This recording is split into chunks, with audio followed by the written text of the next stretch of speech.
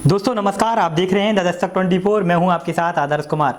इस एपिसोड में बात होगी मैनपुरी लोकसभा उपचुनाव की। इस एपिसोड से आप समझ सकते हैं कि मैनपुरी का जादुई आंकड़ा क्या है और चाहे बीजेपी जीते या सपा, लेकिन मैनपुरी में कुछ इतिहास जरूर बनेगा। साथ ही आप समझ जाएंगे आखिर एससी वोटर इस सीट पर क्या करने वाला है। दोस्तों उत्तर प्रदेश में 3 सीटों यानी 1 लोकसभा और 2 विधानसभा पर उपचुनाव हो रहे हैं। इसके लिए वोटिंग 5 तारीख को होगी और नतीजे 8 दिसंबर को आएंगे। लेकिन समाजवादी पार्टी और बीजेपी ने अपनी पूरी ताकत मैनपुरी लोकसभा उपचुनाव सीट के लिए झोंक दी है। यहाँ हो रहे उपचुनाव में दोनों पार्टियां बड़े तौर पर प्रचार प्रसार में लगी हुई हैं। दोस्तों समाजवादी पार्टी के लिए यह सीट जहां प्रतिष्ठा वाली सीट हो गई है, तो वहीं बीजेपी 2024 से पहले यह सीट जीतकर पूरे देश में एक बड़ा संदेश देना चाहती है। हर पार्टी अपनी जीत का दावा कर रही है, लेकिन इस सीट पर दलित वोटों को गेम चेंजर माना जा रहा है। जी हां दोस्तों, मैनपुरी लोकसभा सीट पर एक तरफ जहां पूरा समाजवादी पार्टी का कुनबा प्रचार प्रसार में जुटा है, तो वहीं छोटी छोटी नुक्कड़ सभाएं हो रही हैं। इसी प्रकार वहीं दूसरी तरफ बीजेपी ने मंत्रियों की पूरी फौज चुनावी मैदान में उतार दी है।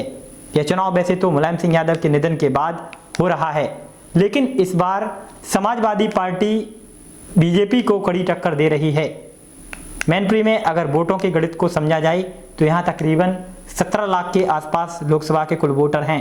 इनमें सबसे ज़्यादा ओबीसी वोट बैंक लगभग 45% है।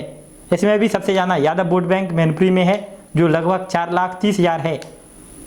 मुस्लिम वोट की बात करें तो 70,000 के आसपास मुस्लिम वोटर हैं। इस तरह समाजवादी पार्टी इन दोनों वोट बैंक के आधार पर अपने पक्ष में करीब 5 लाख वोट मान रही है। बात बीजेपी की जाए तो बीजेपी का दावा है कि मैनपुरी लोकसभा सीट पर यादव के बाद सबसे ज्यादा शाक्य बिरादरी का वोट है और इसी रणनीति के तहत बीजेपी ने रघुराज सिंह शाक्य को अपना उम्मीदवार बनाया है। शाक्य वोट यहां लगभग 2,90,000 से अधिक माना जाता है। वहीं क्षत्रिय वोट भी लगभग 2 लाख के आसपास है। 1 लाख ब्राह्मण वोटर है। ऐसे में यह संख्या करीब 6 लाख के आसपास हो जाती है। वहीं बीजेपी का कोर वोट बैंक माने जाने वाला लोधी और वैश्य वोटर भी इस सीट पर करीब 1,70,000 के आसपास है। यही वजह है कि बीजेपी इस बार मैनपुरी में कमल खिलने का दावा कर रही है।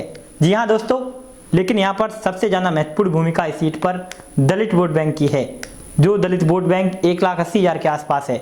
माना जा रहा है कि यह वोट बैंक जिधर जाएगा सीट उसी की निकलेगी, यानी कि वही पार्टी चुनाव में बाजी मारेगी। यही वजह है कि चाहे समाजवादी पार्टी हो या बीजेपी हो, इस वोट बैंक को अपने पाले में साधने की कोशिश कर रहे हैं। हालांकि सरकार के मंत्री कह रहे हैं कि अब आंकड़े कोई मायने नहीं रखते हैं और अब मोदी जी की नीतियों पर हर समुदाय के लोगों ने भरोसा जता दिया है और मैनपुरी में भी ऐसा देखने को मिलेगा। दरअसल बीजेपी जो दावे कर रही है उसके पीछे वह कह रही है कि 2019 के लोकसभा चुनाव में जब सपा बसपा एक साथ थे, तब मुलायम सिंह यादव करीब 93,000 वोटों से जीत पाए थे, यानी दलित समाज का आधा वोट तब भी सपा बसपा गठबंधन को मिला था। और जब बसपा सपा के साथ नहीं है तो बीजेपी साफ तौर पर कह रही है कि दलित वोट बीजेपी के साथ आएगा। पार्टी के नेता कह रहे हैं कि दरअसल दलितों और पिछड़ों तक सरकार की योजनाएं पिछली सरकारों में नहीं पहुंच पाती थीं, लेकिन बीजेपी सरकार में ये योजनाएं हर तबके तक पहुंच रही हैं। इसमें कितनी हकीकत है वो आप जानते होंगे। समाजवादी पार्टी पिछले चुनाव में यादव शाक्य और मुस्लिम वोटों के समीकरण पर चुनाव जीतती आई है, लेकिन लोकसभा चुनाव में भाजपा की तरफ से शाक्य प्रत्याशी उतारने के बाद सपा के सामने मुश्किल आ गई है। इसके लिए सपा ने अन्य जातियों में सेंध लगानी शुरू कर दी है। बता दें कि मैनपुरी लोकसभा सीट पर साल 1996 से सपा के उम्मीदवार लगातार जीतते चले आ रहे हैं। मैनपुरी लोकसभा क्षेत्र में 5 विधानसभा क्षेत्र आते हैं, जिनमें मैनपुरी, भोगांव, किसनी, करहल और जसवंत नगर शामिल हैं। साल 2022 के विधानसभा चुनाव में जहां समाजवादी पार्टी ने 3 सीटें करहल, किसनी और जसवंत नगर जीती थीं, वहीं भाजपा ने 2 सीटों पर मैनपुरी और भोगांव पर अपनी जीत हासिल की थी। मगर अब बीजेपी नेताओं का कहना है कि सरकार ने योजनाओं का सीधा लाभ दलित समाज के लोगों को दिया है और न केवल विधानसभा चुनाव में बल्कि जो उपचुनाव हुए हैं उसमें भी दलित बीजेपी के साथ आए हैं और इस बार इस चुनाव में भी प्रदेश का दलित बीजेपी के साथ ही रहेगा। अगर आंकड़े देखे जाएं तो दोनों दल अपनी अपनी मजबूती को साबित करने में जुटे हुए हैं, लेकिन यह बात भी काफ़ी महत्वपूर्ण है कि इस उपचुनाव में दलित वोट बैंक किसके पाले में जाएगा। लेकिन यह बात कन्फर्म है कि दलित वोट बैंक जिस पार्टी में जाएगा उसकी जीत पूरी तय है। यानी कि 2024 के लिए एक संदेश होगा। लेकिन दोस्तों मैनपुरी लोकसभा सीट पर हो रहे उपचुनाव में सपा और भाजपा के बीच यह तो तय है कि यहाँ सियासी घमासान होगा, जिसमें चाहे किसी को भी जीत मिले, लेकिन मैनपुरी इस बार इतिहास लिखेगा। आगे इस पूरे इतिहास के ऊपर वार्ता होगी। दोस्तों आज तक मैनपुरी में 19 लोकसभा चुनाव हो चुके हैं, किसी भी शाक्य या महिला प्रत्याशी को यहाँ पर जीत नहीं मिली है। जी हाँ दोस्तों, मैनपुरी लोकसभा सीट को सबसे पहले कांग्रेस ने जीता, तो वहीं समय बदला तो क्षेत्रीय दलों के खातों में भी सीटें आती जाती रहीं।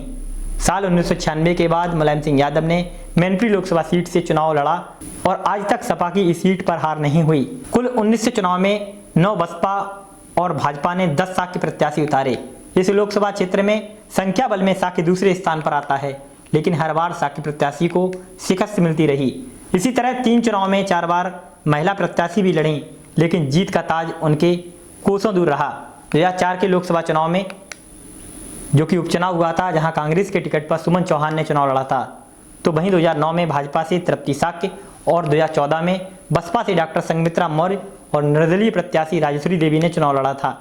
लेकिन इस बार ऐसा माना जा रहा है कि 2022 में दशकों से चली आ रही यह रिवाज टूट सकती है। दरअसल अगर भाजपा प्रत्याशी रघुराज सिंह शाक्य जीतते हैं तो शाक्य प्रत्याशी न जीतने की रीति टूट जाएगी। वहीं अगर सपा प्रत्याशी डिंपल यादव जीतती हैं तो महिला प्रत्याशी के न जीतने की रीति टूटेगी, यानी कि मैनपुरी में एक इतिहास जरूर टूटेगा। तो दोस्तों इन खूबसूरत आंकड़ों का जादू 8 दिसंबर को जनता के सामने पेश हो जाएगा, लेकिन यह चुनाव बड़ा ही दिलचस्प होने वाला है। इस खबर पर आप क्या कहना चाहते हैं हमें कमेंट सेक्शन में लिखें। साथ ही इस वीडियो को शेयर करना ना भूलें। आपका शेयर, आपका सब्सक्राइब हमें प्रोत्साहित करता है। बने रहें हमारे साथ। नमस्कार, शुक्रिया।